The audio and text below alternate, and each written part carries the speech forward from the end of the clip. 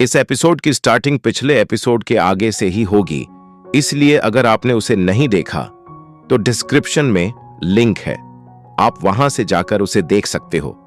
पिछले एपिसोड में हमने देखा था कि अचानक से किसी डीमन टेक्निक की वजह से हमारे मेन कैरेक्टर ली बाय का पूरा गांव गायब हो चुका था।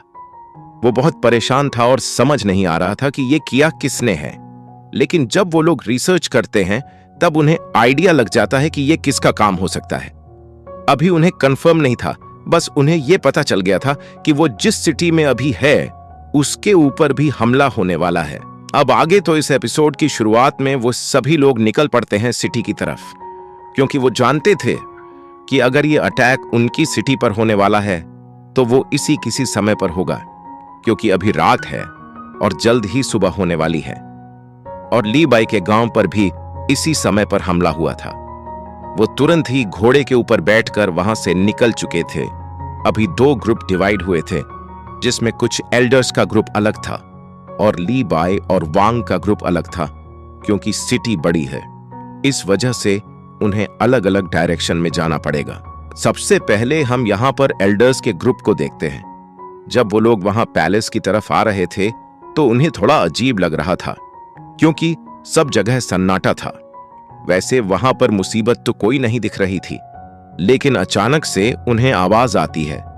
जैसे ही वो पीछे देखते हैं तो एक आदमी उन्हीं की तरफ दौड़ते हुए आ रहा था और एकदम से उसके पास एक लाइट आती है, जो कि उसके पैर से टच होने के बाद उसे पूरी तरह क्रिस्टल का बना देती है। अब वो आदमी हिल भी नहीं सकता था और अचानक से ब्रेक होकर आसमान की तरफ जाने लगा था। यहां तक कि हम देखते हैं कि आसमान में जो बर्ड्स उड़ रही थीं, इस लाइट ने उन्हें भी नहीं छोड़ा था। दूसरी तरफ वहां जहां पर ली बाय और मिस वांग आ रहे थे, उन्हें भी ये पावर देखने को मिल गई थी, लेकिन अभी तक उन्हें यह नहीं पता था कि जो भी इस पावर का यूज कर रहा है वो है कहां पर। लेकिन तभी आसमान में कुछ ब्लू लाइट दिखनी स्टार्ट हो जाती है। ये वही ब्लू लाइट है जो कि किसी को टच कर ले तो वो क्रिस्टल का बन जाता है। ये देखते हुए ली बाय और मिस वांग दोनों ही तुरंत वहां से उस लाइट की तरफ भागने लगते हैं। वो लाइट अभी एक बड़ी सी दीवार के पीछे से आ रही थी। जब वो वहां पहुंचते हैं तो वो देखते हैं कि एक क्रिस्टल फॉर्मेशन ऑलरेडी बन चुका है और साथ ही वहां पर कुछ अलग अलग क्रिस्टल्स थे जो कि एक बड़े से क्रिस्टल को घेरे हुए थे और उसी के अंदर से ये एनर्जी निकल रही थी। साथ ही वो सारे क्रिस्टल स्टोन्स एक साथ बिल्कुल किसी बटरफ्लाई की तरह लग रहे थे। अब अचानक से वो पूरी तरह से फॉर्म हो जाते हैं और फिर हवा में उड़कर आसपास और तेजी से एनर्जी फैलाने लगते हैं। यहां पर वो बटरफ्लाई चीख भी रही थी। उसके अंदर से जो एनर्जी निकल रही थी, पहले वो सिर्फ ह्यूमंस को अफेक्ट कर रही थी, मगर अब जो ग्रीन एनर्जी उसके पास से निकल रही है वो वहां के पेड़ पौधे और घरों को भी हवा में लेते जा रही थी। यहां जब ली बाय ये सब होते हुए देखता है तो उसे बहुत गुस्सा आने लगता है। वो याद करता है कि शायद उसके माता पिता के साथ भी यही सब हुआ था और इसी तरह से इस एनर्जी ने उसके गांव को तबाह कर दिया। वो गुस्से में तुरंत ही उस एनर्जी यानी कि उस क्रिस्टल को तोड़ने के लिए आगे बढ़ जाता है। तभी हम देखते हैं कि एक आदमी वहां नीचे छुपा हुआ था, लेकिन एनर्जी के वहां आने के कारण वो तुरंत ही वहां से भागता है। अब उसे वो एनर्जी टच होने ही वाली थी, लेकिन इतने में ली बाय ने आकर उसे बचा लिया था और अपनी तलवार से उस एनर्जी को काट दिया था। साथ ही इसके बाद अब वो वहां से आगे बढ़कर उस क्रिस्टल की तरफ बढ़ने लगता है। दूसरी तरफ हम देखते हैं कि अभी वो एल्डर्स भी वहां पर आ गए थे, क्योंकि अभी एनर्जी धीरे धीरे सिटी की तरफ भी फैल रही है। ये एल्डर्स यहां पर आकर अपने वेपन्स को दूर से यूज करते हैं, लेकिन उनका कितना भी पावरफुल वेपन क्यों ना हो, वो उस क्रिस्टल को डैमेज नहीं कर पा रहा था, क्योंकि वो क्रिस्टल बहुत ज्यादा हार्ड है। यहां हम देखते हैं कि अभी जब ली बाय आगे बढ़ रहा था तो उसकी तरफ भी कई सारे एनर्जी बॉल्स आ रही थी, लेकिन उसे वो टच करें इसके पहले ही मिस वांग वहां पर जाकर उन सभी को काटते जा रही थी। वो इसी तरह से आगे बढ़ते हैं। हम देखते हैं कि ली बाय ने दूर से ही उस क्रिस्टल के ऊपर कई सारे स्लैश लगा दिए थे और अभी वो उसके पास आने की कोशिश कर रहा था, पर ये एनर्जी उसे अपने पास आने नहीं दे रही थी। तभी वहां से मिस वांग अटैक करते हुए ली बाई को पुश करती है, जिस वजह से ली बाई सीधा ही यहां उस क्रिस्टल के पास आ जाता है और फाइनल स्लेस की मदद से उसने ऊपर के 2 क्रिस्टल को काट दिया था। साथ ही बीच में जो मेन क्रिस्टल है, जिसके अंदर से वो एनर्जी निकल रही है, वो भी ऊपर की तरफ से टूट चुका था। उसके अंदर हम देखते हैं कि वहां कोई है, और असल में ये और कोई नहीं बल्कि वही लड़की थी जो कि यहां पर फंक्शन के दौरान आई थी।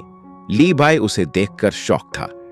वैसे तो उन्हें पहले से शक था, लेकिन उन्होंने सोचा नहीं था कि सच में ऐसा हो सकता है।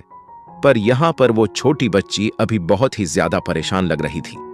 वो मदद के लिए हाथ बाहर निकालती है, लेकिन वो फॉर्मेशन उसे कैद करने लगता है। ये देखकर ली बाई वह समझ गया था कि शायद ये बच्ची इस सब के पीछे नहीं है, इसका मास्टरमाइंड कोई और है। साथ ही उसे ये भी याद आ रहा था कि जब वो पहली बार इस छोटी बच्ची से मिला था तो इस छोटी बच्ची ने उसे बड़ा भाई कहा था। ली बाई को बहुत दुख हो रहा था और वो तुरंत ही उसकी मदद करने के लिए आगे बढ़ जाता है। वो उस बड़े से क्रिस्टल पर हमला करना शुरू कर देता है। धीरे धीरे वो बड़ा सा क्रिस्टल क्रैक करने लगा था, पर उसके साथ ही साथ वो हील भी कर रहा था। इस वजह से वो फिर से पूरी तरह से पहले जैसा बन जाता है। वहां अंदर उस छोटी बच्ची को बहुत ज्यादा पेन का सामना करना पड़ रहा था।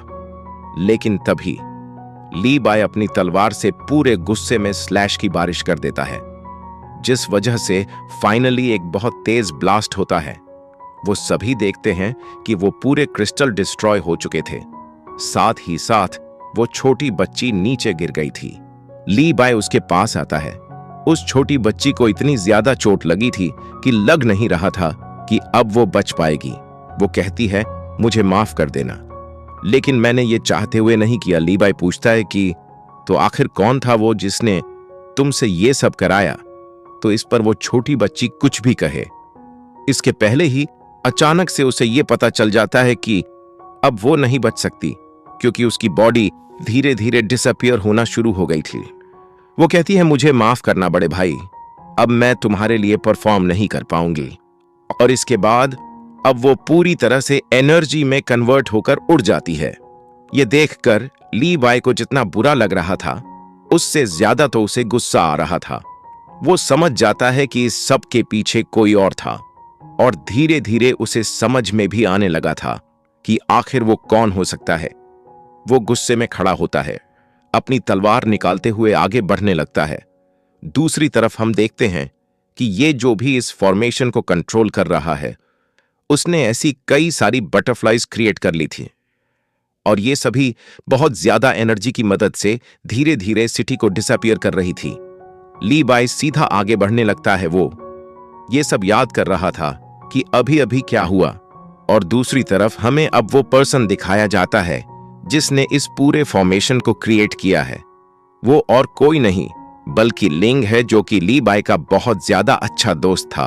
वो एक ट्रेजर की मदद से ये सब कर रहा था, और अब उसने उसकी पूरी पावर को भी एक्टिवेट कर लिया था। यहां हम देखते हैं कि ली बाई भी सीधा उसी डायरेक्शन में बढ़ता है। मिस वांग भी ये चीज समझ चुकी थी। वो ली बाई से कहती है कि मुझे अभी क्वीन को प्रोटेक्ट करना होगा। ली बाई कहता है, कोई बात नहीं, इसे मैं देख लूंगा। जिसके बाद ली बाई वहां से आगे बढ़ गया था। ली बाई तुरंत ही अब लिंग के पास आता है। लिंग यहां पर ली बाई को देखकर खुश था। वो कहता है कि भाई तुम आ गए, लेकिन इतने में ली बाई उसके ऊपर अटैक कर देता है। लिंग बच गया था, लेकिन वो कह रहा था कि तुम ये क्या कर रहे हो ब्रदर। ली बाई इस पर गुस्सा करते हुए चिल्लाता है और कहता है कि तुम ये क्या कर रहे हो, तुमने सब कुछ डिस्ट्रॉय कर दिया, तुम्हें पता भी है तुमने क्या किया है। इस पर लिंग कहता है कि मैंने क्या किया? भाई मैंने कुछ नहीं किया। ली बाई कहता है, तुमने मेरे पेरेंट्स को भी मारा, और साथ ही साथ अब इस पूरी सिटी को तबाह कर रहे हो जिसमें तुम अभी तक रहते आए। और इतना कहते हुए वो लिंग के ऊपर हमला कर देता है, लेकिन यहां पर लिंग ने उसके अटैक को रोक लिया था। वो कह रहा था कि ये तो तुम्हारा मानना है, तुम मेरे नजरिया से देखो, धरती तो इंसानों से भरी हुई है। मैंने सिर्फ कुछ इंसान बोरो किए हैं अपनी एक दूसरी दुनिया के लिए, जो कि इस दुनिया से काफी ज्यादा अच्छी होगी। लेकिन फिर ली बाय हमला करने लगा था, उसे इसकी कोई भी बात पर भरोसा नहीं था। लिंग कहता है कि भाई तुम समझने की कोशिश क्यों नहीं कर रहे, तुम मुझे नहीं हरा सकते। साथ ही साथ यहां पर उसके पास जो ट्रेजर था उसने भी एक ऐसा बैरियर क्रिएट कर लिया था जिसे तोड़ पाना शायद नामुमकिन है। ली बाय उसके बैरियर पर हमला करता है, लेकिन उसके अटैक का कोई मतलब नहीं हो रहा था। यहां पर लिंग कहता है कि मैंने ये सब सिर्फ अपने लिए नहीं किया, मैं चाहता हूं कि तुम ये मेरा गिफ्ट स्वीकार करो, मैंने ये सब तुम्हारे लिए किया है। पर अब जब उसका ध्यान नहीं था, इतने में ही ली बाय ने बहुत तेजी से अटैक करके उस पूरे फॉर्मेशन को डिस्ट्रॉय कर दिया था। साथ ही वो बैरियर टूट जाने के बाद अब सीधी जाकर तलवार लिंग के कंधे के पास लगी थी। वो कहता है कि मुझे लगा नहीं था कि तुम ऐसा करोगे, लेकिन ली बाय को इस वक्त बहुत गुस्सा आ रहा था। पर लिंग कहता है कि देखो, अब कोई फायदा नहीं, तुमने भले ही मुझे खत्म कर दिया और शायद मैं ना भी बच पाऊं, पर मैं जो करना चाहता था वो हो चुका है। और इतना कहते हुए वो उस तलवार को पकड़ लेता है और आखिरी बार उस ट्रेजर की पूरी एनर्जी को रिलीज कर देता है। ऐसा करते ही अचानक से वो जो बटरफ्लाई ऑलरेडी सिटी की तरफ फैली हुई थी, उनके अंदर से बहुत तेजी से एनर्जी निकलती है और यहां लिंग और ली बाय दोनों को ही क्रिस्टल का बनाकर ब्रेक कर देती है और वो दोनों भी वहां आसमान की तरफ जाकर डिसअपियर हो जाते हैं। अब यहां से सीन चेंज होता है और अब हम उसी जगह पर आ जाते हैं जिस जगह की बात इतनी देर से लिंग कर रहा था। यह सच में किसी दूसरी दुनिया की तरह लग रही थी। पहले हम ली बाय को देखते हैं जो कि आसमान से नीचे की तरफ गिरते जा रहा था। उसे समझ में नहीं आ रहा था कि क्या हो रहा है, लेकिन वो खुद को कंट्रोल नहीं कर पा रहा था। अब अचानक से वो इस वर्ल्ड में पहुंच जाता है जहां पर वो कई सारे ह्यूमंस को एक ही डायरेक्शन में आगे बढ़ता हुआ देखता है। उसे समझ में नहीं आया था कि ये लोग कहां जा रहे हैं। इसके बाद अब ली बाय भी उनके पीछे जाने लगा था। ये दुनिया बहुत ही ज्यादा अजीब लग रही थी। वैसे वो सभी लोग आपस में बात करते हुए जा रहे थे, लेकिन तभी ली बाय उनके बीच में से लिंग को भी जाते हुए देखता है। वो उसे देखकर शॉक हो गया था और अभी लिंग रुककर उसी की तरफ देख रहा था। और इसी के साथ ये पार्ट यहीं पर एंड होता है। अगला एपिसोड भी हम बहुत ही जल्द अपलोड कर देंगे। तब तक के लिए चैनल को सब्सक्राइब कर लीजिएगा। तो मिलते हैं अगले वीडियो में।